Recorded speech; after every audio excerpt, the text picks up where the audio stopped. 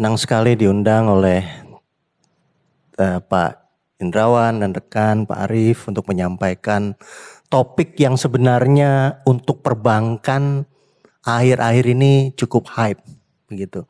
Tapi mungkin saya minta izin promosi bank saya sedikit begitu Pak ya. Mungkin ada berbagai industri di sini. BTPN sendiri mungkin suatu bank yang mengalami transformasi cukup leapfrog begitu ya, loncatan besar. Kita sudah 65 tahun. Awalnya hanya fokus di bisnis pensiun. Tadi saya diskusi dengan rekan, ada berapa cabang? Kita dulu pernah 600 cabang Pak. Tapi hanya melayani para pensiunan pegawai negeri, ABRI dan polisi. Ya. Nah, sampai pergantian pemegang saham berkali-kali dan terakhir dimiliki oleh TPG dan Sumitomo, Bank Jepang di mana saya bekerja begitu, dan mengalami transformasi yang cukup signifikan di 2014. Jadi para pengelola bank sudah memahami seperti yang Pak Nuk bilang tadi, Pak Indrawan, adanya needs. Nah, ini merupakan suatu kata kunci untuk kita merefleksikan di organisasi Bapak dan Ibu, apa needs-nya gitu. Kalau kami melihat needs-nya, kalau base customer BTPN hanya pensiunan, bagaimana kita menatap ke depan? Ya, sehingga dibukalah kanal-kanal bisnis baru. Wealth management, SME, micro, ya mungkin kalau jargon perbankan Bapak Ibu kurang hafal, mungkin kita bisa diskusi lebih lanjut. Dan ada satu pemikiran, kalau bank ini ingin merambah ke segmen non-pension, kita akan bersaing di yang disebut dengan red ocean competition. Bayangkan, bank itu sudah saturated. Ini tahun ke-33 Pak, saya di perbankan begitu. Saya mengalami Pakto 88, mungkin kalau ada Bapak Ibu di sini yang dari latar belakang perbankan atau finance ya Pak ya. Dulu tuh kerja di bank tuh susah, tiba-tiba 88 ada istilah lempar batu jadi ruko jadi bank begitu. Ya kan? Sehingga tetapi tadi yang disampaikan oleh Pak Arief, katanya masyarakat Indonesia itu belum bankable. Masih susah buka rekening bank. Sehingga keluar istilah financial inclusion. Negara dengan 250 juta penduduk, bagaimana melakukan financial inclusion? BTPN menyambut itu di 2014 dengan meluncurkan yang disebut BTPN Wow. Apa itu? Based on SMS. Ya, jadi mau buka saldo, rekening, tabungan, transfer semua pakai SMS. Tapi smartphone mulai masuk. Tapi di kalangan menengah atas. Sehingga di 2016 dengan hampir 2 tahun preparation, BTPN kembali meluncurkan yang disebut dengan Genius. Apa itu Genius? Merupakan pionir pelayanan perbankan digital pertama di Indonesia. Tetapi tentu kita sadar untuk membangun digital capabilities, digital culture, HR, IT itu bukan perkara yang mudah, terutama di industri perbankan. Sehingga diputuskan kita membentuk satu squad tim terpisah. Tadi untuk menjawab kesiapan organisasi, istilahnya kita bikin bank baru di dalam bank. Di mana isinya adalah anak-anak yang background tech, consumer banking, yang terpisah dan independen. Tetapi kita bank Pak. Oh, regulasinya ketat. Saya selalu dikritik, hati-hati kalau ngomong overregulated Pak. Nanti katanya kita, tapi sekedar joke gitu ya. Perbankan itu sedikit-sedikit harus minta izin Pak. Ya, tetapi kita menggunakan value proposition. Kita percaya dengan terobosan digital, bankable, financial inclusion bagi masyarakat Indonesia di pedalaman. Saudara-saudara kita yang belum beruntung, belum punya rekening bank, bisa dibantu dengan terobosan 2, mobile banking based on SMS. Kedua, smartphone based berupa Genius untuk kalangan milenial. Sehingga logonya, value propositionnya, marketingnya ditujukan untuk milenial. Nah ini menarik, disambut sangat luar biasa. Tetapi kapabilitasnya tentu kita sadar harus terus. Kembali kata kuncinya adalah needs. Saya loncat sedikit. Boleh promosi sedikit ya Pak ya. Sekarang kapabilitas BTPN di Genius Kalau Bapak ke luar negeri, bukan satu-satunya, tapi kami yang pelopor pertama, tidak usah ke money changer, Pak. Kalau Bapak nasabah kami, Bapak bisa ke 7 negara menggunakan handphone, tinggal konversi dari rupiah ke 7 mata uang. Oke, sebelum berangkat kita gunakan menu, kita switch kartu yang biasa debit rupiah, debit card biasa ya, ke mata uang negara yang Bapak mau tuju. Saya ke Australia atau ke Jepang, saya tidak pernah beli yen atau osil lebih dari 10.000 yen atau 1 juta rupiahnya, jaga-jaga gitu ya. Sebenarnya sudah cashless. Begitu mendarat di Narita, karena saya orang BTPN, saya tinggal tap dan langsung didebet yen. Bayangkan, saat ini ya Pak ya, bank yang tadinya hanya segmen pensiun, sekarang punya kapabilitas seperti itu. Saya mohon maaf tidak ada slide karena saya lebih mencoba untuk storytelling begitu ya. Lalu apakah selesai di situ Pak? Apa sih yang Pak Heno ingin sampaikan dari transformasi BTPN? Yang saya ingin katakan, tiba-tiba terjadilah pandemi 2020 ya. Sehingga masyarakat dipaksa menggunakan apa Pak? Smartphone, peduli lindungi. Yang tadinya penetrasi smartphone di 2019 ke bawah masih kisaran 35 atau 40% ya. Dengan menggunakan peduli lindungi, penyebaran smartphone dan harganya juga mungkin sudah turun ya Pak ya.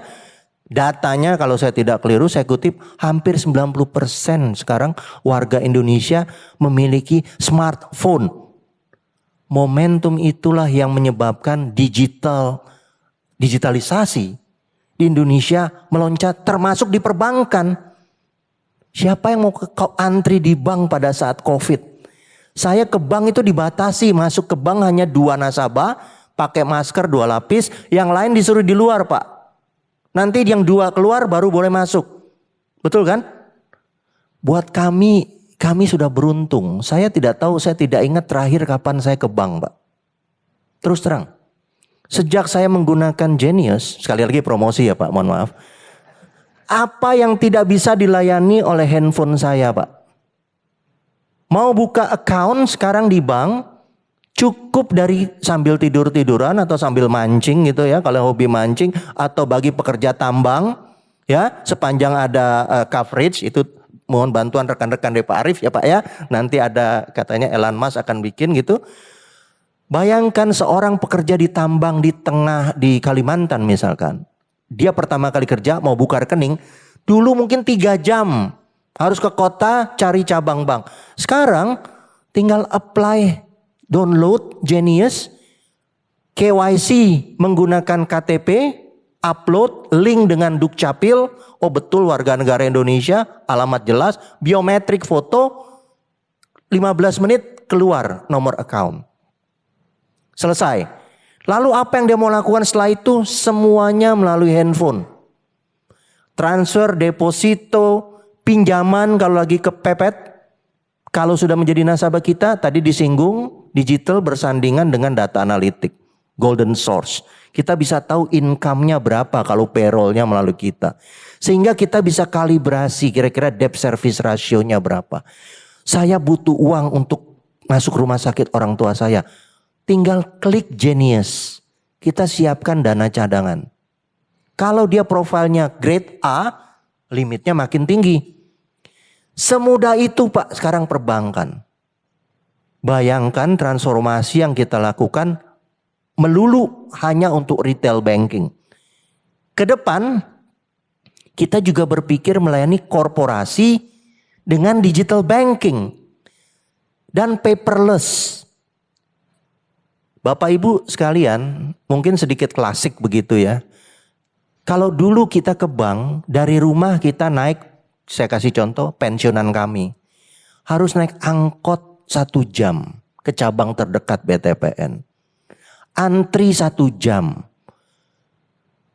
Masuk ke depan counter bisa 3 jam. Karena kalau pensiunan itu menunggu sampai 2 jam ya. Sekalian reuni Bapak Ibu.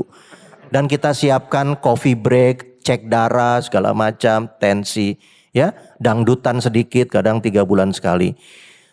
Lalu kita perkenalkan ATM kepada Bapak Ibu kita yang sudah berbakti kepada negara, ya. Bu, tidak perlu antri. Ibu cukup pakai ATM. Bapak Ibu tahu umur 70 tahun mengingat PIN bagaimana? Setiap bulan lupa, Pak.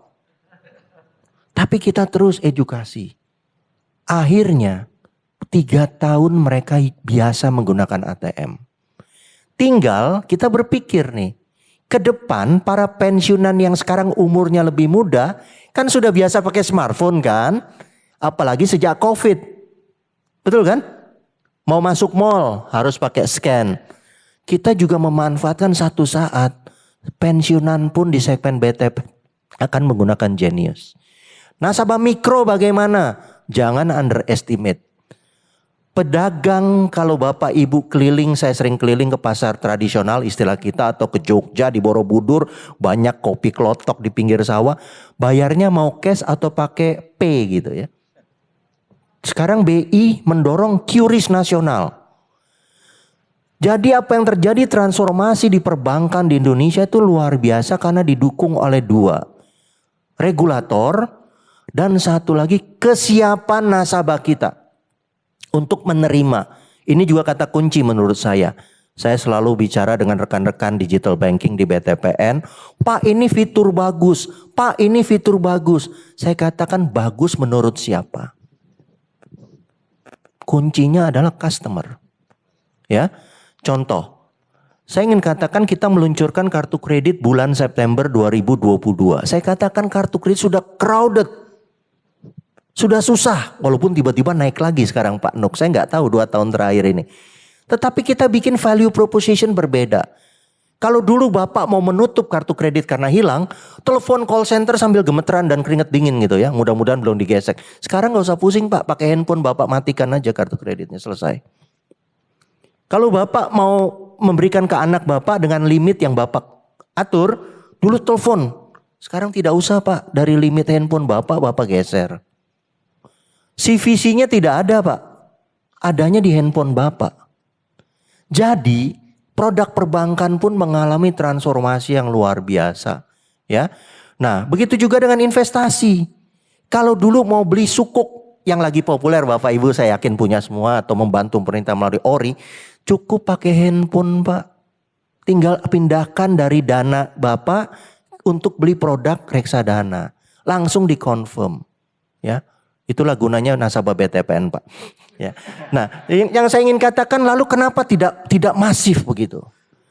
Kita melihat Pak, perkembangan media setelah tahap digitalisasi, frekuensi kita penuh sekali.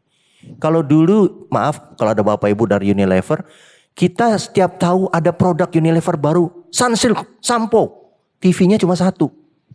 Setiap jam 7 kita nonton, sampo ya Sunsilk gitu. Sekarang siapa yang nonton TV Pak? Saya aja udah hampir jarang nonton TV kan. Semuanya nonton melalui handphone atau iPad. Sehingga media untuk mengkomunikasikan produk juga mengalami revolusi. Jadi kalau Bapak Ibu di consumer goods ya, mungkin sekarang mau promosi produk, saya masih salut kalau bisa mempenetrasi ke 20% viewer gitu. Apalagi dia beli gitu. Begitu juga dengan perbankan. Kita berpikir ulang bagaimana mempromosikan produk bagus. Kita teorinya dulu kan 4P gitu Pak ya. Product, place, promotion, pricing ya. Sekarang mungkin satu lagi. Apa sih alat promosi? Oh sempat sekarang TikTok katanya. Kalau promosi TikTok viewernya cepat gitu. Dulu YouTube. Saya tidak tahu nanti setahun depan mungkin ada tools lain yang merupakan bagian dari pengembangan digital ya. Nah terakhir mungkin karena lebih menarik Q&A gitu ya Pak ya. Saya ingin katakan begini.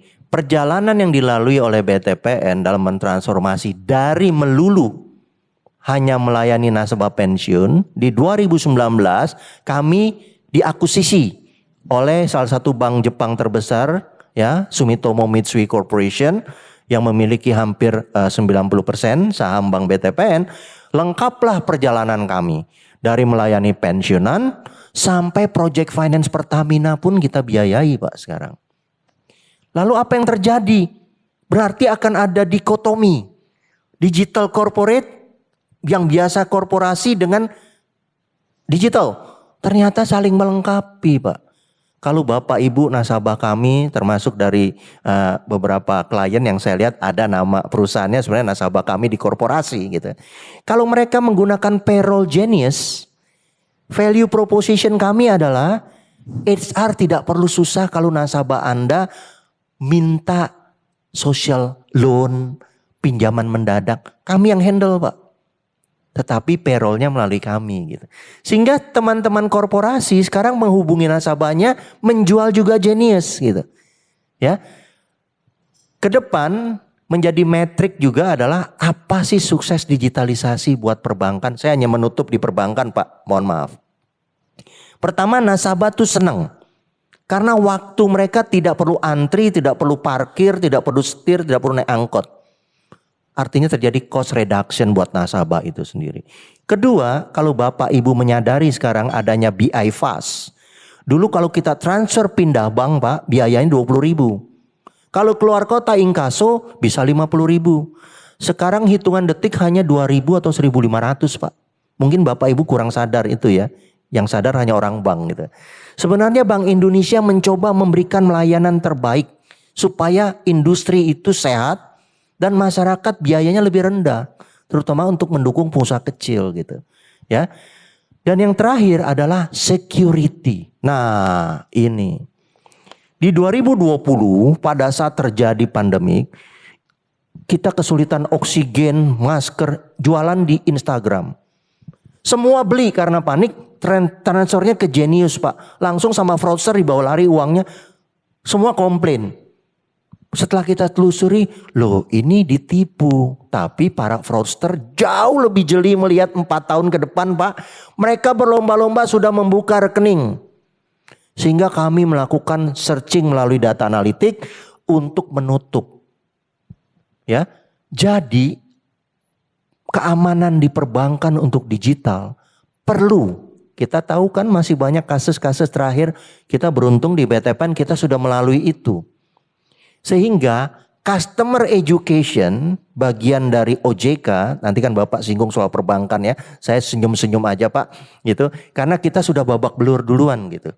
Tetapi ada hikmahnya, kita sudah lebih siap karena Bapak tahu sumber fraudster di Indonesia yang paling sering menghack akun nasabah kira-kira di kota mana?